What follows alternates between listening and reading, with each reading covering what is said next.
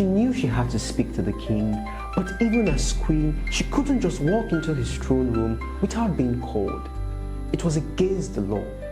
Anyone who did that could be punished, even put to death, unless the king held out his golden scepter to show he welcomed them.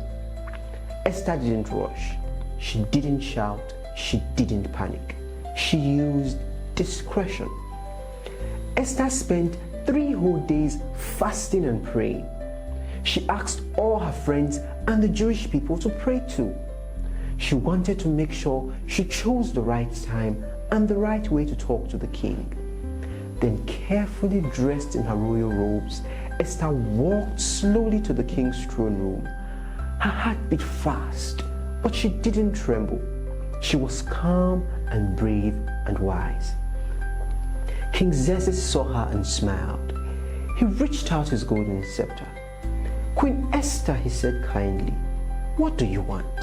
I will give you anything, even half of my kingdom." Esther didn't say everything at once. She used discretion again. She simply asked the king and Haman to come to a special dinner she had prepared. At the dinner, the king asked her again what she wanted. Esther smiled and said, "Would you please come to another dinner tomorrow? Then I will tell you what is in my heart." Esther's quiet courage and patient planning amazed everyone. The next night, King Xerxes and Haman came to Esther's second dinner. Everything was perfectly prepared. Candles glowed. The most important thing was the moment Esther had been waiting for. The king leaned forward and said, "Now, Queen Esther, tell me, what is it that you wish?" Esther took a deep breath.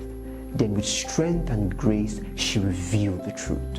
"My king, there is someone who wants to destroy me and my people," she said softly. "We are in great danger. If it pleases you, save our lives." The king's eyes widened. "Who would dare do such a thing?" he demanded. Esther looked gently towards Haman. "It is this wicked man, Haman." Haman's face turned pale. He had been caught in his evil plan.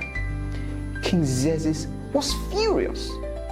He stood up and left the room to think. Haman knew he was in trouble. He begged Queen Esther for mercy, but it was too late. When the king returned, he saw Haman pleading in fear. The king ordered that Haman face punishment for what he had done, and the Jewish people were saved. Esther didn't yell. She didn't demand. She planned carefully. She waited patiently. She spoke wisely.